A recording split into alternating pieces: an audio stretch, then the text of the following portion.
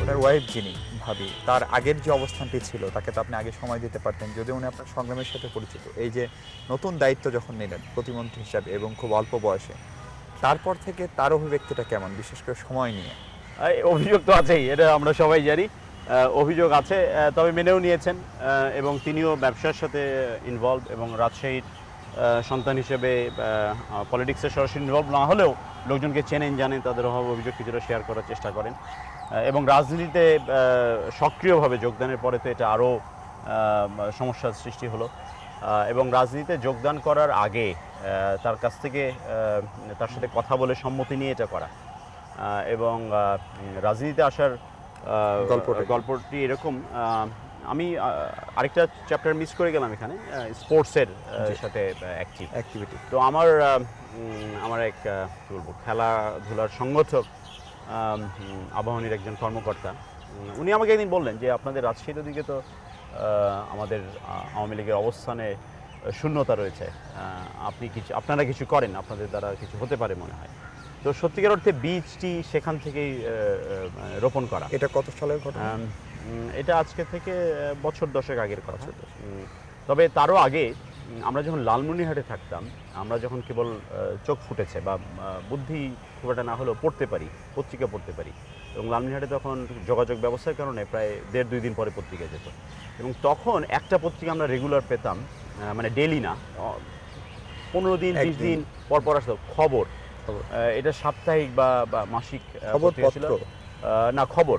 মিজানুর রহমান সাহেব এটা সম্পাদনা করতেন এবং অদ্ভুত ব্যাপার, আমি রাসেল বলছি একটা লেখা প্রকাশিত ধারাবাহিকভাবে এবং আমি তখন কিশোর, আমাকে এত শক্তভাবে, এত গভীরভাবে দাগ কেটে গেছে এবং ধারাবাহিকভাবে নতুন, মানে সেরকম সত্যিকার অর্থে কোনো আলাদা খবর থাকতো না, থাকতো বঙ্গবন্ধুকে 15ই আগস্টে হত্যা করার সেই ভয়াবহ চিত্র কিছু থাকতো, পরিবারের সকল সদস্যের ছবিগুলি থাকতো, তাদের শেষ সময় বলে যাওয়া কিছু কথা থাকতো, কিছু ছবি থাকতো, বঙ্গবন্ধুর কিছু ছবি থাকতো এবং এগুলি রিপিট করা হতো এবং পড়ে ওই কিশোর বয়সে আমি ঠিক এক্সপ্রেস করতে পারবো না, কষ্ট হতো অনেক যে এটা কি বাস্তব কিনা। এবং আরেকটি বিষয় ইনফ্লুয়েন্স করেছে যে আব্বা রেলওয়েতে চাকরির সুবাদে বঙ্গবন্ধু ভৈরব ব্রিজ এবং মুক্তিযুদ্ধের সময় ক্ষতিগ্রস্ত হয়ে যাওয়া যখন আবার রিকনস্ট্রাক্ট হয় এবং ওটা যখন উদ্বোধনে আসেন বঙ্গবন্ধু, তখন আমার আব্বা বঙ্গবন্ধুর খাবার পরিবেশনের দায়িত্বে ছিলেন বা বঙ্গবন্ধু সফর সঙ্গী যারা ছিলেন রেলওয়েতে, এবং তখন আব্বার কাছে খুব সিম্পলি কয়েকটা কথা শুনতাম যে আমি দায়িত্ব পাওয়ার পরে খুব টেনশনে পড়ে গেলাম, দেশের রাষ্ট্রপতি আসবেন, তাকে কি খাবার দেব, উনি পছন্দ করবেন কিনা, বকাঝকা করবেন কিনা। এবং যখন তারিখ ঘনিয়ে আসলো, তাকে বলা হলো যে উনি সিম ভাজি খাবেন, আলু ভর্তা খাবেন আর জিওল মাছ, মাগুর মাছ বা আপনার শিং মাছ, এই ধরনের কিছু খাবার। এবং এই সিম্পলিসিটি এবং বঙ্গবন্ধুকে খুব কাছ থেকে দেখে আব্বা বলেন, শ্রদ্ধেয় সাজেদা চৌধুরী সফর সঙ্গী ছিলেন, আরও অনেকে ছিলেন, বঙ্গবন্ধু স্টেশনে নেমে এক বগি থেকে আরেক বগিতে গিয়ে কাদের সাথে কী ভাষায় কথা বলেছেন, কতটা আন্তরিকতার সাথে বলেছেন বা কতটা কর্তৃত্বের সাথে বলেছেন সেই দরাজ গলায়, এই গল্পগুলিও শুনেছি।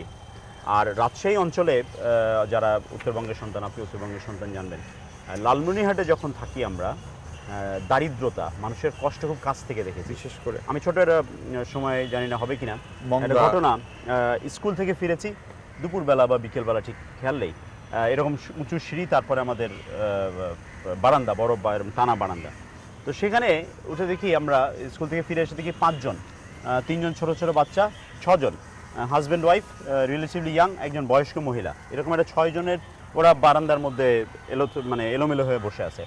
ঘরে ঢুকলাম, আম্মা এটা কারা? আমার ওরা সকালবেলা খাবার চাইতে আসছিল, খাবার দিছি, এখন বলে থাকতে দিতে হবে। তো আমি তো আব্বা নাই, আব্বা তখন খুব ট্রাভেল করতেন চাকরির সুবাদে, এবং তারা সেদিন রাতে গেলেন না। পরের দিন আব্বা আসলেন, আব্বা এসে বললেন, কথা বলেন, ছোটোবেলায় অতটা বুঝি না, আব্বা বললেন ঠিক আছে ওরা থাকবে আজকে থেকে আমাদের বাসায়। তখন রেলের কোয়ার্টারগুলির, বাংলোগুলির পেছনে সার্ভেন্ট কোয়ার্টার ছিল এবং অদ্ভুত ব্যাপার, সেই পরিবারের সাথে আমরা এখনও সম্পৃক্ত, সেই পরিবার আমাদেরই পরিবারের একটা অংশ, সেই পরিবারের একজন, হ্যাঁ আমাদের পরিবারের সাথে সম্পৃক্ত। তো পরে বড় হয়ে যেটা বুঝলাম, তারা এই গাইবান্ধা, ফুলছড়িঘাট, এদিককার মঙ্গা প্লাস আপনার যে নদী ভাঙন কবলিত এলাকা, সেই এলাকার মানুষ, তাদের বাড়ি ঘর কিচ্ছু নেই, কিছু আত্মীয় স্বজনের দিকে ছড়িয়ে ছিটিয়ে, কে কোথায় গেছে কেউ জানে না। তো এটাও ছোটবেলার একটা স্মরণীয় ঘটনা। তার মানে মানুষের প্রতি এক ধরনের মমত্ববোধ থেকে এই রাজনীতিতে আসা, কিন্তু প্রশ্ন হচ্ছে যে আপনি চারঘাট বাগায় কেন নির্বাচন করতে গেলেন 2008 সালে?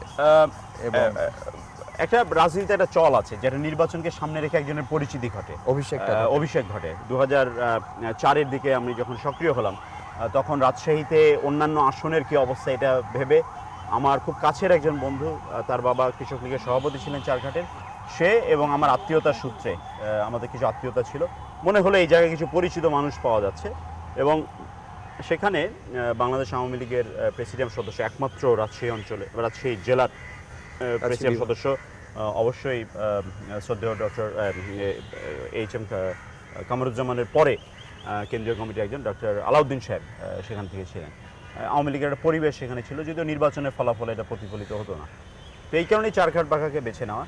এবং একটা কঠিন সময়ে 2004-06 নমিনেশন পেলাম না, 2006 থেকে 2008-এর মধ্যে একটা কঠিন সময় 1/11, তখন ঢাকাতে যতটুকু পেরেছি কেন্দ্রীয় নেতৃবৃন্দের সাথে যোগাযোগ রাখা এবং সেই কঠিন সময়টা পার করা, অনেক কিছু আছে বলার মতো, অনেক কিছু বলার মতো নয়।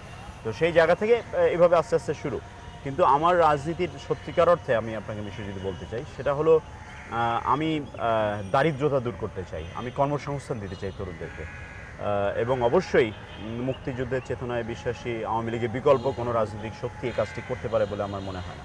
আর ছোটবেলা থেকে যে দুটো ঘটনা বললাম, আব্বার অভিজ্ঞতা এবং সেই ছোটবেলায় বঙ্গবন্ধুর পরিবারের যে হত্যাযজ্ঞ হয়েছে সেটার যে ঘটনা, এটা থেকেই একটা সেলফ টট প্রসেসের মধ্যে এসেছি।